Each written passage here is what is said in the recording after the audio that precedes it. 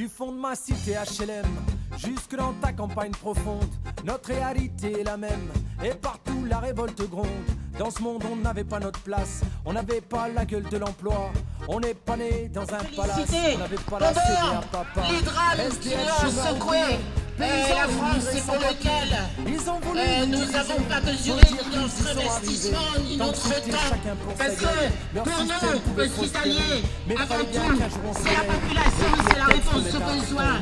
C'est satisfaire les besoins en soins de la population. Ce qu'on est loin d'avoir avec les... Nous faisons toujours plus avec moins. La remise en cause de nos temps de repos, de la réduction du temps de travail. Et nous avons surtout des drames humains. Encore aujourd'hui, nous avons appris le suicide d'une collègue au sein de son hôpital.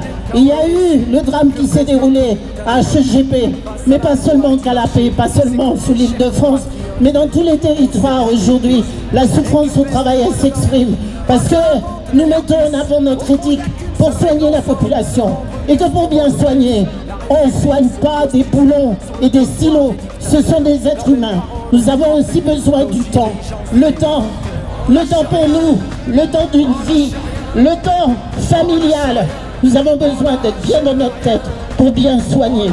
Et aujourd'hui, les rythmes de travail, l'intensification de la charge de travail et du temps de travail qui est mis en place avec la conception de l'hôpital entreprise, où nous avons aujourd'hui les grandes révolutions qui nous présentent comme étant la panacée pour pouvoir aujourd'hui être efficace.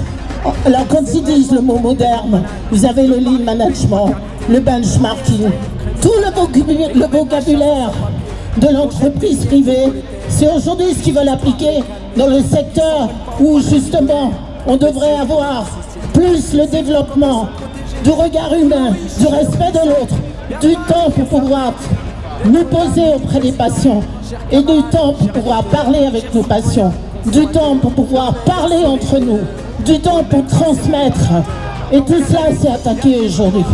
Donc, ce ministère, nous sommes venus leur dire qu'ils se trompaient complètement et qu'aujourd'hui, on était arrivé à l'os et que même les médecins, il n'y a pas que nous qui le disons, que ce soit les médecins, que ce soit tous les professionnels de santé, même la FHF, qui ne sont pas réputés, nos amis, ont alerté, notamment sur la tarification à l'activité, sur le fait qu'aujourd'hui nous sommes dans une enveloppe contrainte, que l'Ondam hospitalier, qui était le plus bas historiquement l'année dernière, à 1,5, qui a augmenté à 2%, alors ils sont contents.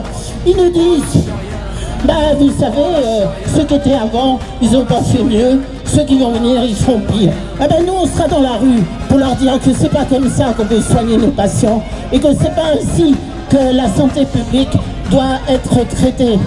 Et que la santé, ce n'est pas qu'un coût, c'est aussi du PIB, parce qu'on dégage de l'activité. Une population en bonne santé, c'est une population qui peut travailler, c'est une population qui peut produire. Donc la logique d'austérité et la course en avant pour l'hôpital et pour les secteurs de santé, de la concurrence libre et non faussée, nous on dit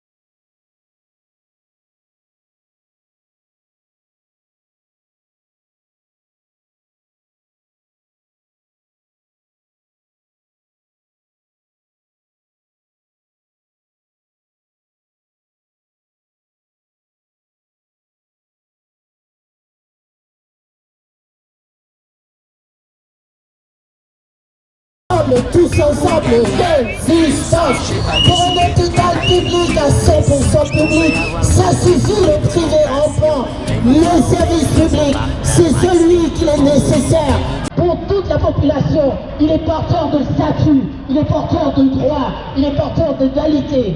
Et dans le secteur dans lequel nous exerçons, qui a majorité féminine, c'est insupportable de voir de quelle manière nous avons des inégalités au sein même de l'hôpital public par rapport aux salaires et aux carrières. Donc camarades, on est là, on est déterminés. La date du 7, c'est une étape, c'est une première date, mais c'est pas fini.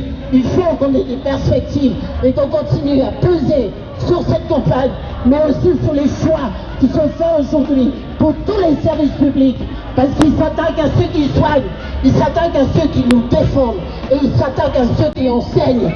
Que ce soit tous les secteurs de l'hôpital, que ce soit l'hôpital, l'enseignement, tous les services publics, les territoriaux sont attaqués. Parce qu'aujourd'hui, la seule logique qu'ils ont, elle est uniquement financière. Et qui pousse des dollars aux branches, c'est pas ceux qui vont nous nourrir. Qui pousse des dollars et du fric qu'on ramasse par terre, c'est pas ceux qui vont éduquer nos enfants. Et qui poussent des dollars et du fric partout sur les arbres, c'est pas ainsi qu'on va soigner les concitoyens. Et pour les personnes âgées, c'est particulièrement un scandale. Parce qu'aujourd'hui, toutes les structures pour les longs séjours, pour accueillir nos aînés, sont considérées que sur le pied de la rentabilité. Et que c'est leur grille. Et qu'on fait des EHPAD, ou dans les EHPAD, c'est un scandale la manière dont sont soignés les résidents qui payent au prix fort un soin qu'ils n'ont pas. Parce qu'aujourd'hui, dans les EHPAD, c'est une aide-soignant ou un infirmier pour 30 malades et qu'on ne peut pas soigner dans ces conditions des personnels.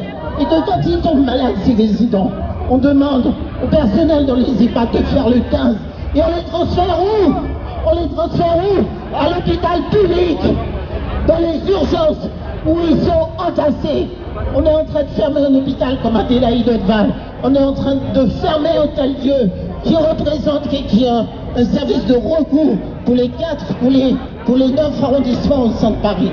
Et on sait qu'on va avoir le fameux Grand Paris qui va venir tout ratiboiser et qui va redécomposer le statut des services, tous les services publics qui sont inclus dans le Grand Paris. Donc, nous ne sommes pas seulement dans la rue pour pouvoir défendre nos acquis, nos conquis sociaux, notre temps de travail, notre vie au travail, nos professions, la formation et la manière dont on peut travailler dans de bonnes conditions. Mais aussi, ce sont des questions et des enjeux d'avenir, ce sont des enjeux de service public, ce sont des enjeux nationaux, ce sont des enjeux de société. Alors, tous ensemble, résistance! Tous ensemble, résistance! Tous ensemble, résistance!